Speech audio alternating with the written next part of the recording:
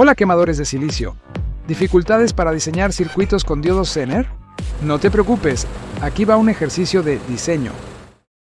Nos piden diseñar un circuito con diodos Zener, el cual regule una tensión de 18 voltios sobre una resistencia de carga.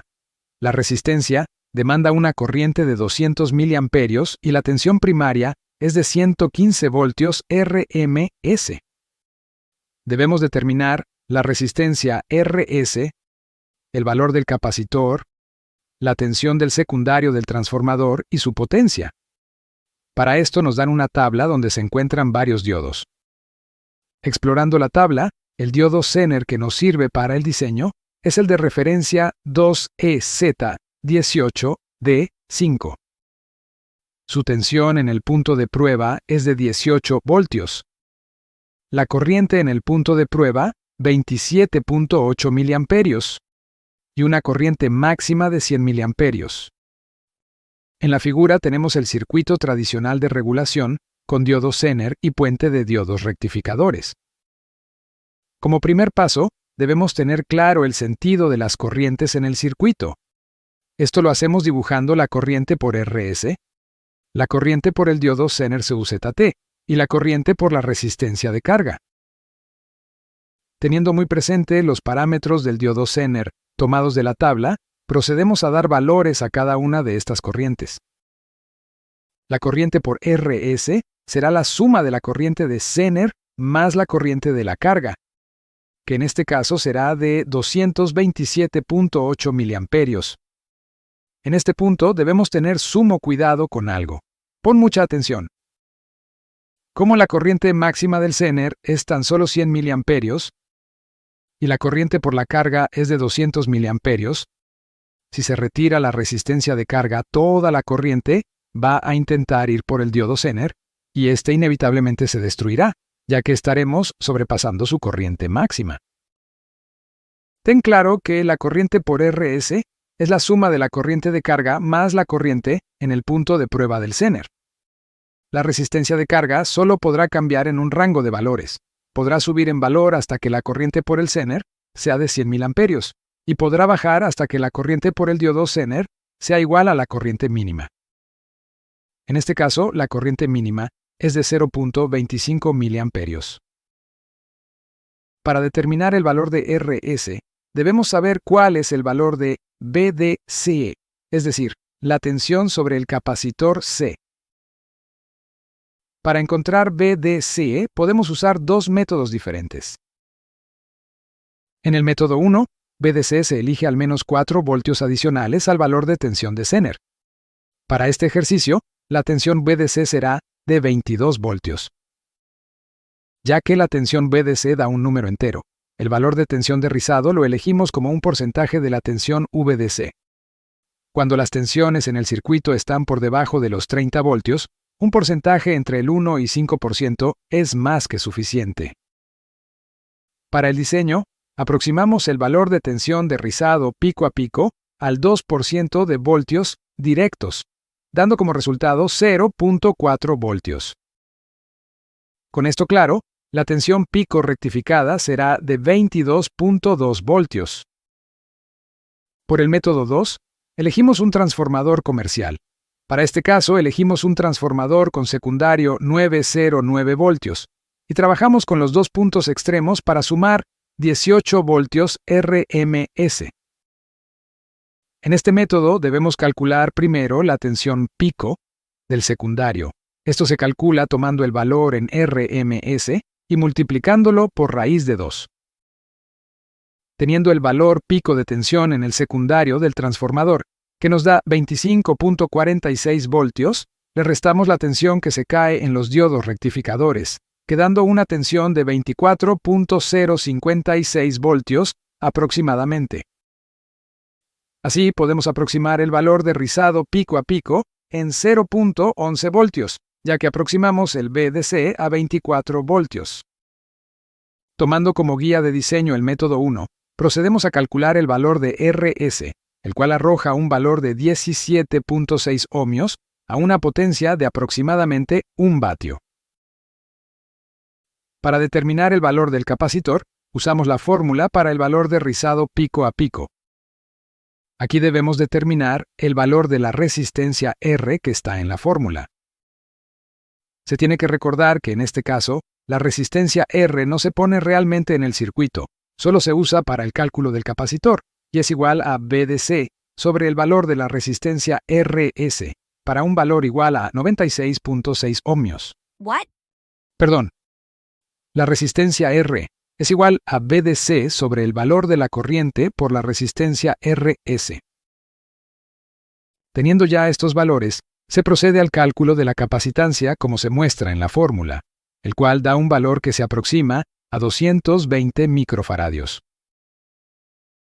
Sumando a la tensión pico rectificada la caída de tensión en los diodos rectificadores, se encuentra el valor pico de la tensión en el secundario del transformador, y dividiendo este valor por raíz de 2, se encuentra la tensión RMS del secundario. El valor de tensión del secundario del transformador es de 16.69 voltios, valor que se puede aproximar a 17 voltios. En este momento, podríamos evaluar si el valor de tensión que necesitamos en el secundario del transformador se aproxima a un valor comercial. En este caso, se puede aproximar a una tensión de 18 voltios RMS, que, coincidencialmente, es igual al valor del transformador del método 2. Los diodos rectificadores comerciales que más se adecúan al diseño serán diodos de 1 amperio a 100 voltios. Podemos decir que la potencia que se entrega en el lado DC son 5 vatios, potencia que se calcula multiplicando el valor de VDC por la corriente de la resistencia RS. Si no se consideran pérdidas adicionales en los diodos semiconductores y en el transformador, se podría decir que la potencia del transformador es de 5 vatios. Como siguiente pregunta, estará el encontrar el rango de variación permitido para la resistencia de carga antes de que el diodo Zener pierda regulación. Para determinar esto se siguen unos pasos muy simples. Como ya se estableció la corriente para RS en 227.8 mA, esta corriente no cambiará a menos que cambie la tensión de entrada de 115 voltios y produzca una variación en VDC. Para encontrar el valor máximo de la resistencia de carga, tomamos la corriente máxima por el diodo Zener y se resta de la corriente por RS. El resultado será la corriente que va a la resistencia de carga. Para este circuito, será igual a 127.8 miliamperios. Como conocemos la tensión de salida igual a 18 voltios, basta con dividir esta tensión entre la corriente que se encontró previamente. Dicho esto, el valor más alto que puede tomar la resistencia de carga es de 140.85 ohmios. Un incremento en el valor de esta resistencia por sobre el valor de 140.85 ohmios resultará en una disminución de la corriente por dicha resistencia y un incremento de la corriente por el Zener, excediendo los 100 miliamperios. Ahora, para encontrar el punto inferior, es decir, el valor más pequeño para la resistencia de carga, se debe restar a la corriente por RS el valor de la corriente mínima requerida por el diodo Zener para continuar regulando, que en este caso es de 0.25 miliamperios. Realizando la resta, encontramos que la corriente por la resistencia de carga será de 227.8 miliamperios. Si nuevamente tomamos la tensión del Zener y la dividimos por la corriente que fluye por la resistencia de carga, encontramos que ésta tiene el valor de 79.1 ohmio, siendo este el valor de resistencia más bajo que se puede tener en este circuito. Para encontrar los valores de L, S y LP del transformador, se parte del supuesto de que el transformador es de 5 vatios.